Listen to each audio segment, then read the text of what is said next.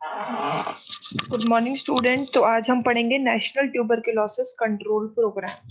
तो जैसा आपको इस पोस्टर में दिख रहा है कि children affected by TB world wide, मतलब हमारे देश के पूरे अगर हम लेकर चले तो टीबी एक ऐसी बीमारी है जो पूरे वर्ल्ड वाइड में फैल रखी है। There are 10 million children orphaned by TB, और हमारे पूरे देश की अगर हम पॉपुलेशन में लेकर चलें तो उसमें 10 मिलियन बच्चे ऐसे हैं जो कि टीबी के शिकार हो चुके हैं। इन 2012 2012 में 5 लाख चिल्ड्रन बिकम इल। 2012 में अगर हमने सेंसस को देखें तो उसमें हमने ये देखा था कि 5 लाख बच्चे इस बीमारी से सिर्फ उसी साल में बीमार हुए थे, जिसमें हमारे 74,000 बच्चे मर गए थे। But childhood TB is preventable and treatable. लेकिन जो बच्चों को टीबी होता है वो प्रिवेंटेबल है, मतलब हम उसको प्रिवेंट कर सकते हैं, एंड ट्रीटेबल मतलब उसका उपचार कर सकते हैं। कैसे? The screening in the child health setting, अगर हम उसका स्टार्टिंग में हेल्थ सेटिंग में उसका उस बीमारी का पता लगा लें। कॉन्टेक्ट ट्रेसिंग, और अगर जहां पर भी वो बच्चा हमारा है हम उसको कंटिन्यू ट्रेस करते रहें। और last one is preventive therapy, और हम उसको स्टार्टिंग में ही प्रिवेंटिव थेरेपी देते हैं, ऐसी थेरेपी जिससे हमारा वो डिजीज प्रिवेंट हो जाए। अब हम पढ़ेंगे नेशनल ट्यूबरकुलोसिस कंट्रोल प्रोग्राम। ये प्रोग्राम का ऑब्जेक्टिव हमारे ऐसे थे।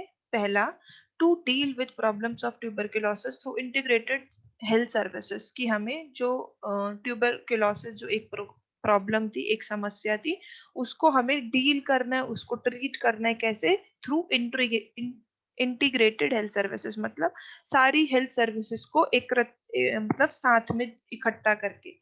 सेकंड है to give priority to the reduction of pool of infection to case detection, treatment of cases and drug distribution। इसका मतलब कि कैसे हमको प्रायोरिटी देनी है, कैसे हम किस चीज को पहले करना है वो हम कैसे करेंगे। Reduction of pool of infection, की इन्फेक्शन का जो इतना दर है उस बीमारी को कम करके। दूसरा, टू ट्रीट डिटेक्शन, और अगर हमने उसको पता लगा लिया, वो बीमारी को पता लगा लिया कि इसको है, तो उसका तुरंत उसको उपचार देके। ट्रीटमेंट ऑफ केसेस, जैसे मैंने आपको बताया, ट्रीटमेंट करके। एंड ड्रग डिस्ट्रीब्यूशन, और उसमें जो टीबी का जो ड्रग्स है उनमें वो डिस्ट्रीब्यूट करके। थर्ड है to give BCG vaccination to susceptible, और बीसीजी वैक्सीनेशन होती है हमारी जो टीबी में हम देते हैं, तो हमें जिसको लगे कि हाँ इसको हो सकती है तो हमें पहले से ही उसको बीसीजी वैक्सीन देना चाहिए। वैसे भी जैसे बच्चा जन्म होता है, न्यू बॉर्न बेबी होता है, तो हम उसको जो इंजेक्शन लगाते हैं बीसीजी, वो इसीलिए लगाते हैं कि उसकी बॉडी में इम्यूनिटी बन जाए, मतलब बाद में भी जाके अगर वो टीबी वाले वायरस से एक्सपोज हो तो उसको वो बीमारी ना हो। ठीक है। अब है, in 1992 government of India along with WHO and SIDA received TB situation in the country and come up with following conclusion। इन्होंने 1992 में गवर्नमेंट ऑफ इंडिया ने डब्ल्यूएचओ के साथ और सीडा के साथ मिलके हमारे देश में जब दौरा किया, तो उसमें उन्होंने यह पता लगाया कि हमारी कंट्री में टीबी एक बहुत ही मेजर बीमारी है।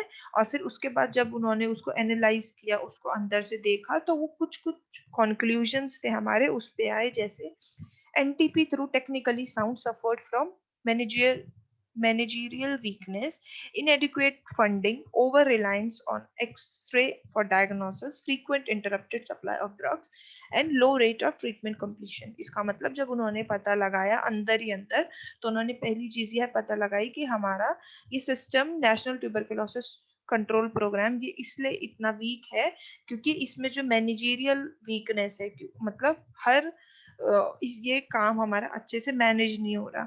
सेकंड, इनएडिक्वेट फंडिंग, हमारा फंड जो गवर्नमेंट प्रोवाइड कर रही है फंड इस प्रोग्राम के लिए, वो एडिक्वेट उन लोगों के पास पहुंच नहीं रहा। Over reliance on x ray for diagnosis, लोग बहुत ही ज्यादा निर्भर हो गए एक्सरे पे, कि चेस्ट एक्सरे करके अगर उसमें वो पैचेस दिखाई देंगे टीबी के तो तभी टीबी पॉजिटिव होगा।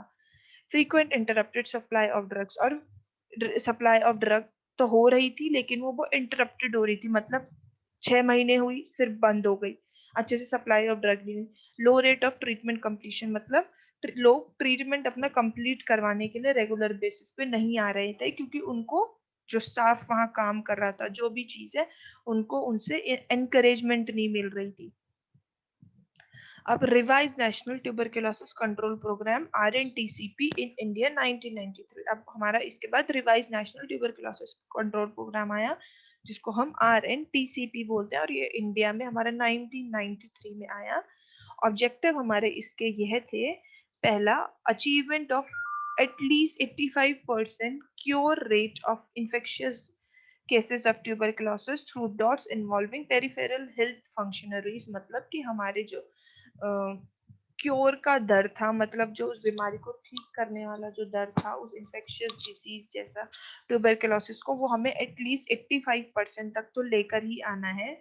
सेकंड है augmentation of case finding activities through sputum microscopy to detect at least 70% of estimated cases। इसका मतलब कि पहले जैसे हमारा नेशनल ट्यूबरकुलोसिस प्रोग्राम में हम लोगों ने पूरा हम उसका ड्रॉबैक, उसका खामियां यह आई थी, जैसे मैंने आपको बताया कि लोग ओवर रिलायबल हो गए थे, मतलब बहुत ज्यादा ही हमारा चेस्ट एक्सरे पे भरोसा करने लग गए थे। लेकिन जब revise national tuberculosis control programme आया तब इन्होंने स्पूटम माइक्रोस्कोपी, हमारा बलगम जांच भी इसमें लेकर आए और इसमें डिटेक्ट एटलीस्ट कम से कम 70% केसेस इसके अंदर डिटेक्ट हो जाएंगे, इनका यह भी ऑब्जेक्टिव था। अब ऑर्गेनाइजेशन यह है, the profile of RNTCP is in a state is follows. सबसे पहले हमारा state tuberculosis office, state tuberculosis training and demonstration centre, district tuberculosis unit, state tuberculosis officer, director, और उसके नीचे हमारे आएंगे डिस्ट्रिक्ट ट्यूबरकुलोसिस ऑफिसर, फिर उसके बाद हमारे आएंगे मेडिकल ऑफिसर टीबी कंट्रोल, उसके बाद सीनियर ट्रीटमेंट सुपरवाइजर, फिर सीनियर टीबी लेबोरेटरी, उसके बाद supervisor. By the end of 1998, only 2% of total population of India was covered by RNTCP। 1998 के एंड में आके यह देखा गया है कि सिर्फ हमारी पूरी जो पॉपुलेशन है इंडिया की, उसमें सिर्फ 2% ही पॉपुलेशन RNTCP प्रोग्राम के अंदर आई थी। Large scale implementation begin in late 1998 और लाल, ये तो बहुत छोटे दर पे 2% बहुत छोटे दर पे हुआ, लार्ज स्केल पे ज्यादा दर पे ये 1998 के लास्ट में होना स्टार्ट हो गया। The RNTCP have rapidly over the years and since March 2006 it covers the whole country। और फिर ये बहुत तेजी से बढ़ा, मतलब ये national revise national tuberculosis programme ये बहुत तेजी से इम्प्लीमेंट हुआ कि ये हर इंडिया की सारी पॉपुलेशन इसके अंदर कवर हो, ठीक है। और मार्च 2006 में ऐसा देखा गया सेंसस में कि इसने लगभग पूरी कंट्री को कवर कर लिया है। Dot strategy adopted by revise national tuberculosis control programme, और डॉट्स जो हमारी थेरेपी है वो हमारे RNTCP ने डॉट स्ट्रेटेजी को भी अडॉप्ट कर लिया। डॉट्स का हमारा ये सिंबल है, पूरा कोर्स पक्का इलाज। Dots therapy direct observed treatment is WHO recommended strategy emphasized by global TB control। जो डॉट्स का हमारा फुल फॉर्म है डायरेक्ट ऑब्जर्व्ड ट्रीटमेंट, तो ये हमारे WHO ने रिकमेंड किया स्ट्रेटेजी, और ये हमारे WHO ने रिकमेंड किया और ये हमारा टीबी ग्लोबल, पूरे ग्लोब में, पूरे विश्व में टीबी कंट्रोल में हमारा ये वाली डॉट स्ट्रेटेजी को अपनाया गया। This strategy emphasizes adequate and efficient diagnosis and treatment। ये वाला जो हमारा स्ट्रेटेजी था इसमें हम इसका ये स्ट्रेटेजी थी कि एडिक्वेट और एफिशिएंट डायग्नोसिस एंड ट्रीटमेंट, मतलब कि हमारा जो टीबी वाले जो मरीज है उनका हम जल्दी से डायग्नोसिस कर ले और उनको सही समय पे पूरा ट्रीटमेंट मिले। It means short course chemotherapy gives under direct observation to at least all identified smear positive test। इस डॉट्स में यह था कि शॉर्ट टर्म में हम कीमोथेरेपी, मतलब जो ड्रग थेरेपी हम पेशेंट को दे अंडर डायरेक्ट ऑब्जर्वेशन, और वो जो शॉर्ट टर्म का जो कोर्स है उसमें हम पेशेंट को कंटिन्यू, उसमें हम पेशेंट को ऑब्जर्व करते रहे to at least all identified smear. और तो एटलीस्ट उनको तो हम कर ही लें जिनको हमने आइडेंटिफाई किया है जो टीबी के पॉजिटिव केसेस हैं।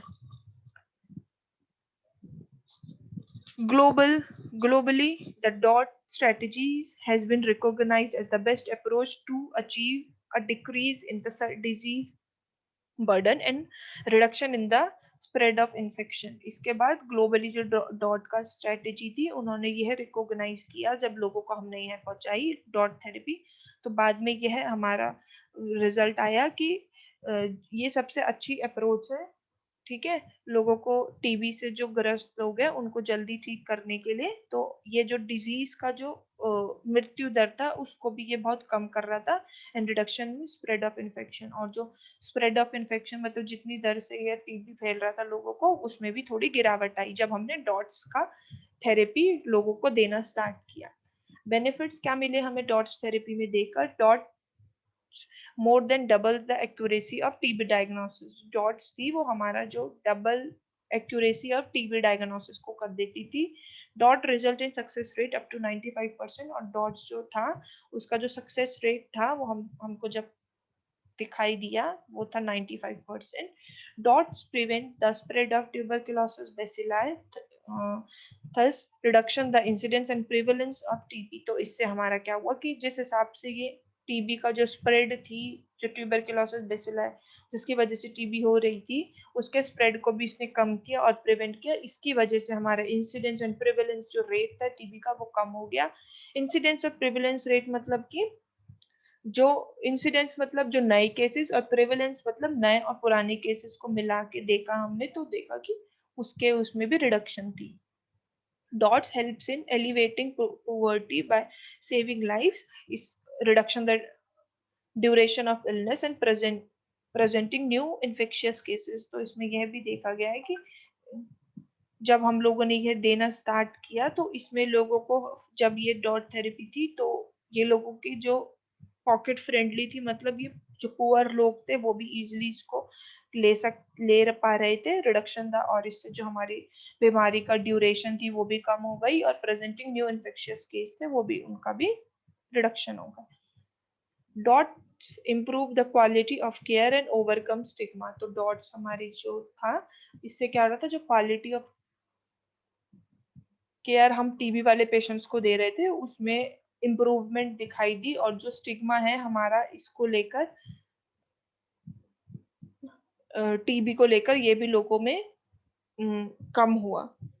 Dots prevent treatment failure of the emergency of MDR TB by ensuring patient adherence and an uninterrupted supply of anti-TB drug। DOTS lends credence to TB control efforts। DOTS provides a model for strengthening health services। तो DOTS हमारा बहुत ही लाभकारी उन सबको नजर आया, इससे हमारा जो हेल्थ सर्विसेज थी और स्ट्रॉन्ग हुई।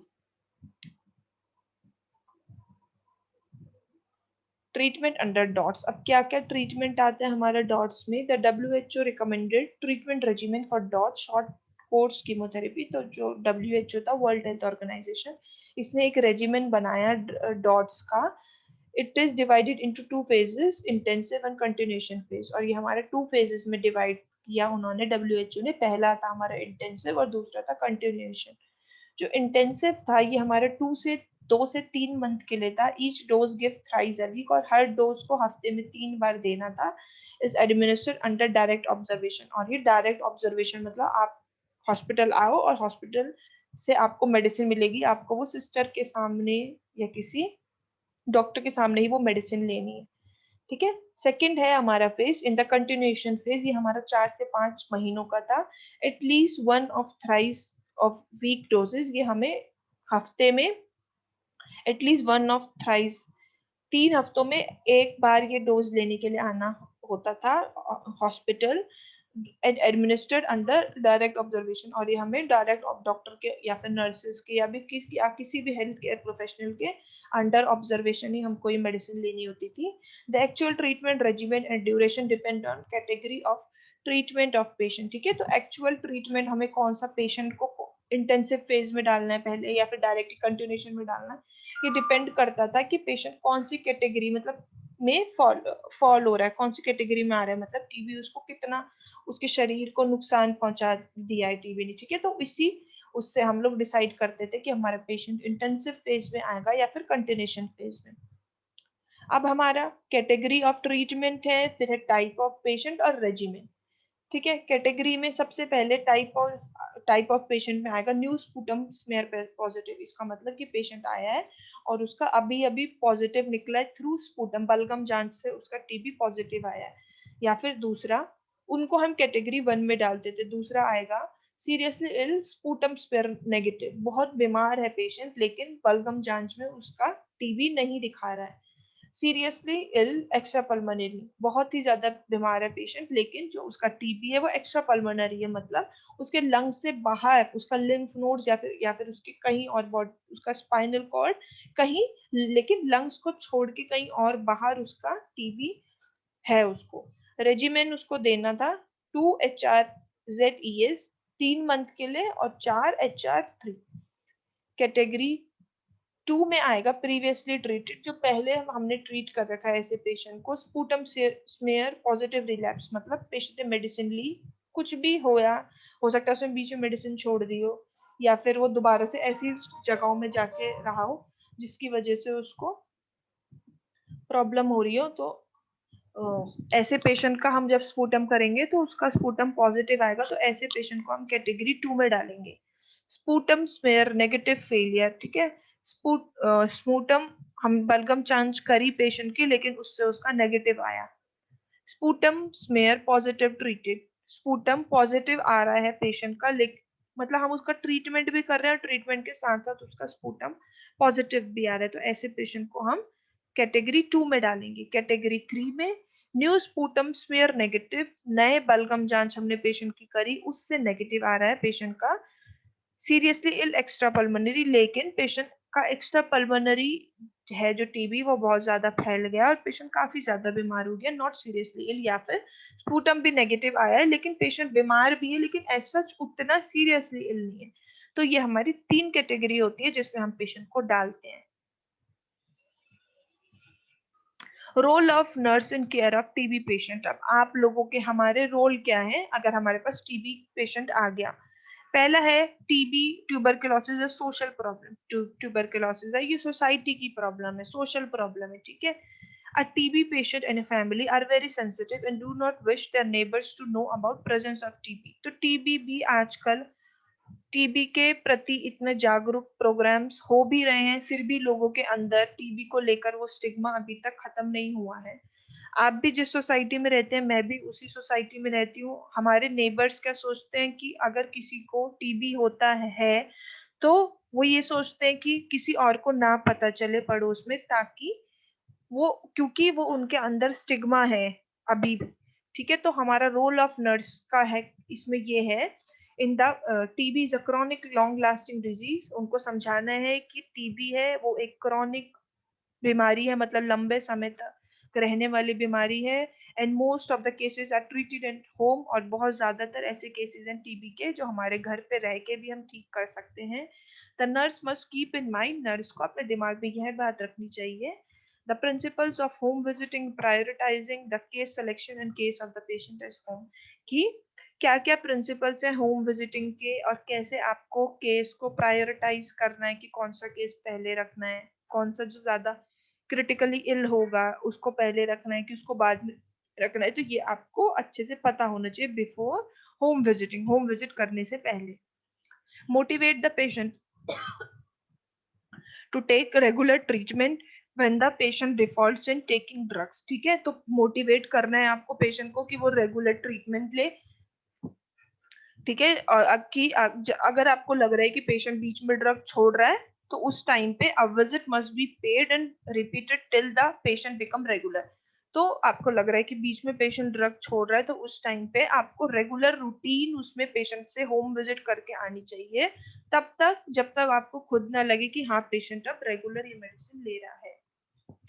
Third, in case of newly diagnose patient, जब न्यूली जो पेशेंट हमारे टीबी से डायग्नोज होते हैं, visit the home for initial motivation. तो स्टार्टिंग में आपको होम विजिटिंग ऐसे पेशेंट्स का करना चाहिए। Instituting procedure design to care for the patient and to prevent the spread of infection. तो आपको प्रोसीजर भी करके दिखानी चाहिए पेशेंट की फैमिली को, ताकि कैसे हमें स्प्रेड ऑफ इन्फेक्शन कम करना है। Frequent visit to frequent visit to the patient to ensure the proper disposal of sputum and precaution regarding protection of other family member। और पेशेंट जो नए नए डायग्नोस होंगे टीबी से, तो उन पेशेंट्स को हमें सिखा के रखना है कि कैसे बलगम की हमको सही तरीके से डिस्पोज करके रखना है, और कैसे, ताकि जिससे हमारे और घर वाले हैं उनको भी ये इजीली संक्रमित ना हो। ठीक है। कॉन्टेक्ट एग्जामिनेशन, और आपका क्या कैसे कैसे एग्जामिन कर सकते हो टीबी को। Screening for the exposure by the chest x-ray, sputum test and Mantoux test. तो आप चेस्ट एक्सरे कर सकते हो, स्पूटम बलगम जांच, और मॉन्टेक्स टेस्ट। मॉन्टेक्स टेस्ट मैंने आपको क्लास में पढ़ाया था कि हम आईडी इंट्राडर्मल इंजेक्शन देते हैं पेशेंट को 0.5 ml, उसका 0.1 ml उसका डर्मल लेयर पे। ठीक है। If the member do not show any infection, अगर और घर के मेंबर्स को कोई इन्फेक्शन शो नहीं हो रहा, they can be given BCG, and those who show early sign and symptoms may be treated by small dose of isoniazid and thiazopentane। ठीक है। तो अगर हमें जैसे पेशेंट का दिखाई दे रहा है घर पे, ऐसे पेशेंट्स है जिनको ऐसे मेंबर है पेशेंट के साथ घर पे जिनको बिल्कुल भी नहीं इन्फेक्शन दिखाई दे रहा, तो हम उनको अर्ली बेसिस पे बीसीजी इंजेक्शन लगा देंगे। और अगर ऐसे फैमिली मेंबर है जिनको थोड़ा बहुत साइन शो हो रहे हैं, तो हमको स्मॉल डोज पे बहुत कम मात्रा में आइसोनियाजाइड और थियासेटाजोन हम पेशेंट को देना स्टार्ट कर देंगे उसके मेंबर को।